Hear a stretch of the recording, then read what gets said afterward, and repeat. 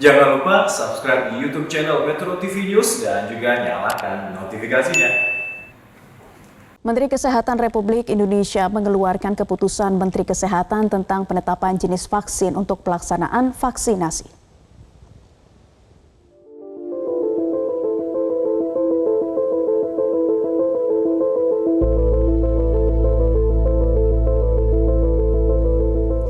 Dalam keputusan, Menteri Kesehatan tersebut menetapkan jenis vaksin COVID-19 yang diproduksi oleh PT Bio Farma Persero, AstraZeneca, China National Pharmaceutical Group Corporation untuk vaksin Sinopharm, Moderna Novavax Incorporation, Pfizer Incorporation, dan BioNTech, dan Sinovac Life Science Corporation Limited. Nama-nama tersebut sebagai jenis vaksin COVID-19 yang dapat digunakan untuk pelaksanaan vaksinasi di Indonesia.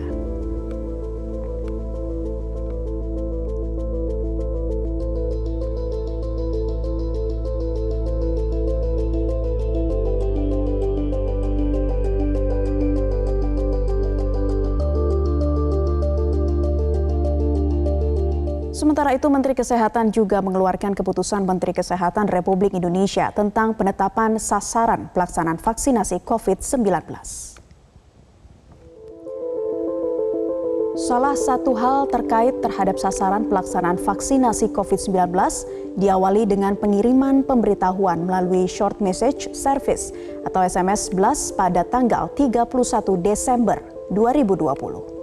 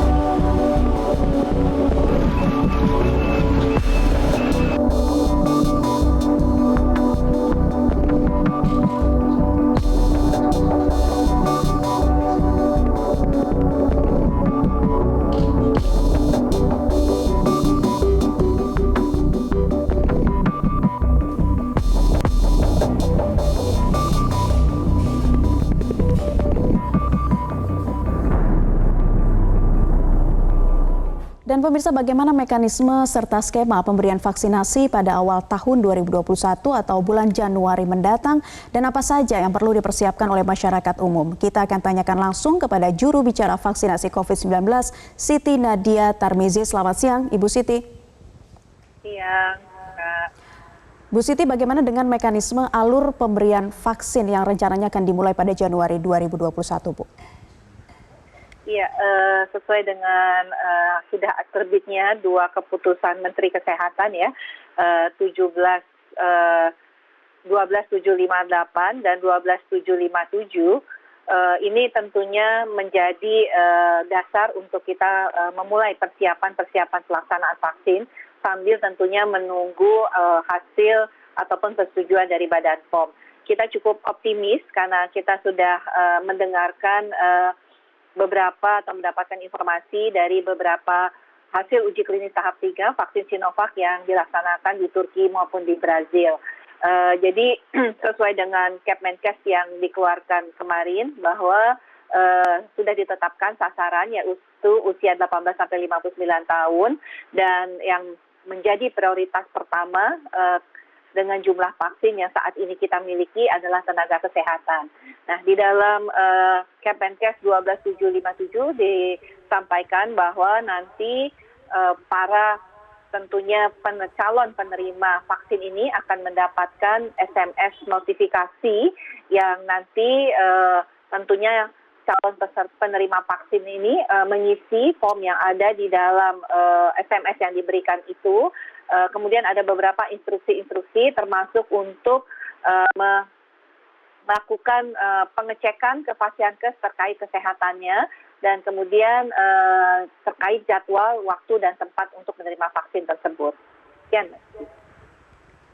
Iya, Ibu Nadia, tidak semua vaksin yang akan didatangkan ke Indonesia ini melalui tahapan uji klinis di Indonesia. Baru Sinovac saja yang diuji klinis langsung di Indonesia. Nanti akan seperti apa, Bu? Apakah aman?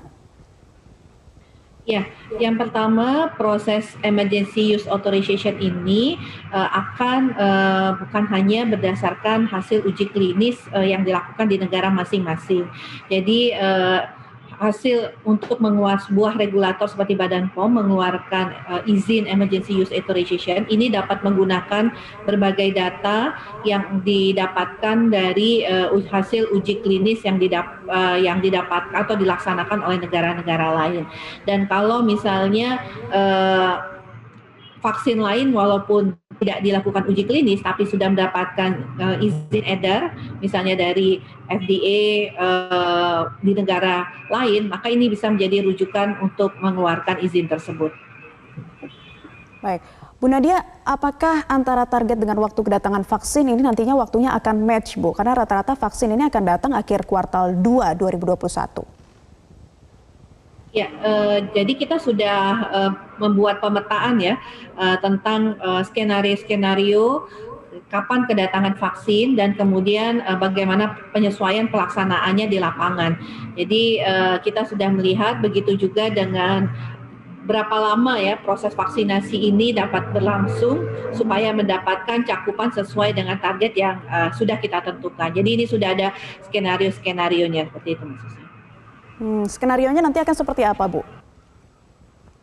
Ya, jadi kalau kita melihat sekarang ini kan 1,2 juta vaksin yang berarti untuk 600.000 sasaran ya. Dan kita mengharapkan dalam jangka waktu dekat ini yang 1,8 juta akan segera tiba sehingga kita akan mempunyai 3 juta dosis vaksin yang artinya bisa mencukupi untuk memenuhi kebutuhan prioritas pertama 1,3 juta tenaga kesehatan. Nah, nanti berikutnya masih di bulan Januari pada periode yang sama itu akan datang kembali vaksin dari Sinovac ya kurang lebih untuk 100 juta dosis yang bisa kita manfaatkan untuk prioritas penyuntikan pada populasi berikutnya yaitu pemberi pelayanan publik. Bu Nadia, apakah nanti setiap merek vaksin yang datang lagi harus melalui tahapan di BPOM lagi yang memakan waktu lama atau akan seperti apa nantinya, Bu? Kalau ini sangat tergantung dengan izin edar. Kalau semua vaksin yang beredar di Indonesia harus mendapatkan izin Badan POM ya.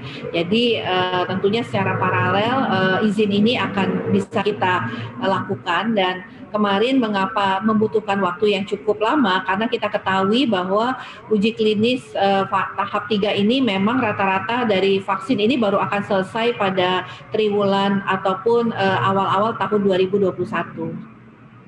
Bu Nadia, bagaimana dengan kesiapan fasilitas kesehatan dan tenaga kesehatan untuk melakukan vaksinasi? Ada berapa sentra vaskes seluruh Indonesia yang akan dikerahkan untuk program vaksinasi nantinya, Bu?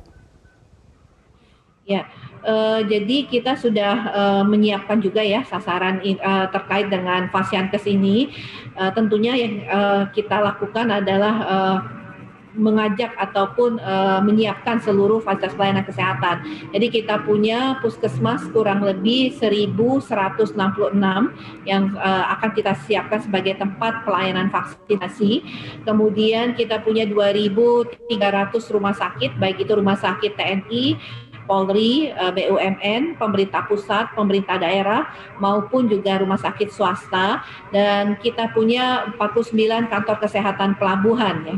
Nah, dengan sarana pelayanan kesehatan inilah yang akan nanti menjadi tulang punggung untuk pelaksanaan vaksinasi. Selain itu, kita terus menambah jumlah petugas untuk melakukan vaksinasi atau yang kita sebut sebagai vaksinator. Saat ini kita sudah menyiapkan 29.000 vaksinator yang tersebar di 34 provinsi di seluruh fasilitas pelayanan kesehatan yang tadi kurang lebih berjumlah 13.000, dan ini angkanya terus-menerus kita tambah supaya nanti kemampuan untuk melakukan vaksinasi yang saat ini adalah 1:20 bisa kita tingkatkan 2 kalinya menjadi 1:40. Juru bicara vaksinasi COVID-19 Siti Nadia Tarmizi, terima kasih Bu Nadia telah bergabung bersama kami di Metro Siang.